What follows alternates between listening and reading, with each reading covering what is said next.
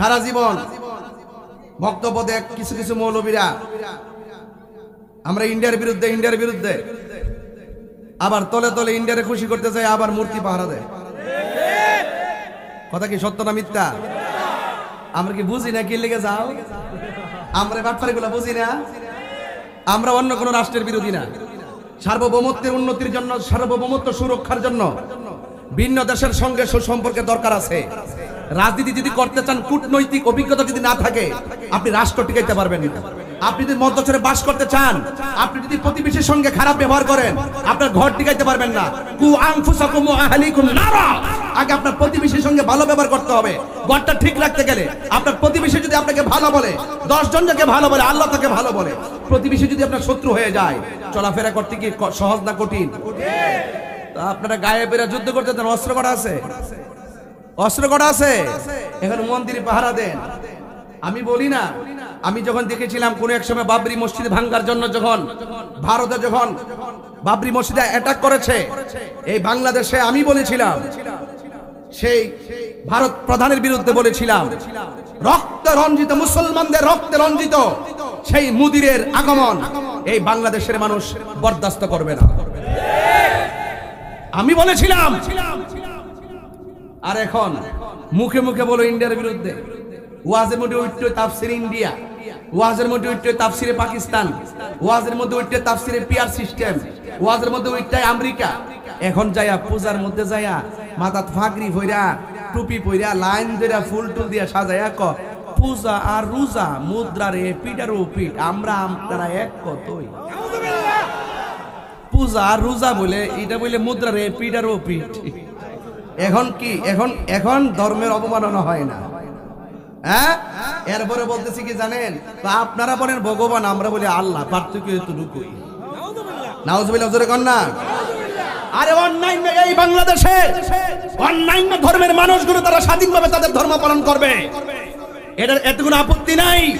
কিন্তু মুসলমানদের নিজস্ব ধর্মের একটা স্বকীয়তা আছে, সেই স্বকীয়তার জলাঞ্জলি দিয়ে আপনি যখন সেই মূর্তিকে বুকে নিয়ে আলহামদুলিল্লাহ বলে প্রশংসা করবেন, এটা আমাদের মুসলমানদের ধর্মের অনুমতিতে আঘাত আসে, এটা হারাম, হারাম, হারাম। এখন তারা কেন বারবার পদস্খলন হয়? কারণ কি? এদের মধ্যে ওলি আল্লাহর প্রেম নাই।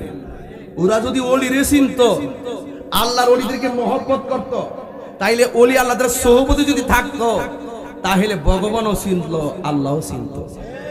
কথা বলেন ঠিক না বেটি? এখন শুধু চেয়ারের জন্য তেল মারতেছে, ক্ষমতার জন্য তেল মারতেছে। আরে বেটা, ক্ষমতা লাথি মারি, এই চেয়ারকে লাথি মারি। যে চেয়ারে বসতে গেলে ওলি আল্লাহর বিরুদ্ধে যেতে হয়, যে চেয়ারে বসলে নবীর বিরুদ্ধে কথা বলে বসতে হয়, যে চেয়ারে বসলে নিজের ধর্মের জলাঞ্জলি দিয়ে ভিন্ন ধর্মের মানুষকে বুকের মধ্যে আঁকড়ে ধরে আমার ইসলাম কলুষিত হবে, সেই চেয়ার, সেই ক্ষমতা, সেই পদবি, সেই আমিত্বকে লাথি মারি। এই জন্য আমরা সুন্নি। আমরা কি? যদি আসল বুঝতে চান, ওলি আল্লাহর দরবারে যান, তাইলে বুঝবেন আসল কোনটা, নকল কোনটা। এই জন্য বলছি, শুধু ওয়াজ করবো, গাউসে পাকের আলোচনা করবো, ঘটনার মধ্যে সীমাবদ্ধ রাখবো না। যে এই ঘটনার ভিতরে চেতনা থাকবে না, সেই ঘটনা হয়তো ঘটনা হিসেবে কোনো এক সময় হারিয়ে যাবে। আর যখন ঘটনা শোনার পর নিজের চেতনা আসবে, সেই চেতনা আপনাকে ঘুমের ঘরে মদিনা পর্যন্ত পৌঁছাই দিবে। বুঝেন কথা? এই জন্য তামসার মধ্যে পা দিবেন না। বহুত লোক কিন্তু আয়া ফামফুম দিব, এই ফামফুমের মধ্যে আর হইলেন না। সুন্নি জামাত জীবনে বহুত ডাইনে বামে গেছে, এখন সুন্নি জামাত আর ডানে বামে যাবে না। কেউ আইন নামটা করে চাল দিয়া জানা, কেউ আইন নামটা করে খাওয়াই দিয়া জানা, কেউ আইয়া অসুস্থতা হয়ে গেলে দেখতো জানা। আর আমরা জীবন দেলাই, এই জীবন দিলে একজনের জন্য দিমু, তিনি রাহমাতুল্লিল। এই বদ কথা বল, রাহমাতুল্লিল। একবার অন্ধ হয়ে যায় গানা, যেই দিকটা জামু একদিকে যাবো। এবার সিদ্ধান্ত একটাই, এবার বুলেটে হিসাব হবে না, এবার ব্যালটে হিসাব হবে ইনশাআল্লাহ। রাজি আছেন কিনা বলেন?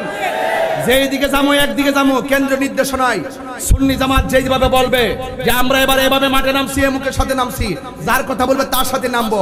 দেশকে বাঁচাতে হবে, ধর্মকে বাঁচাতে হবে, আল্লাহর ওলিদের মাজারকে রক্ষা করতে হবে। কথা বলতে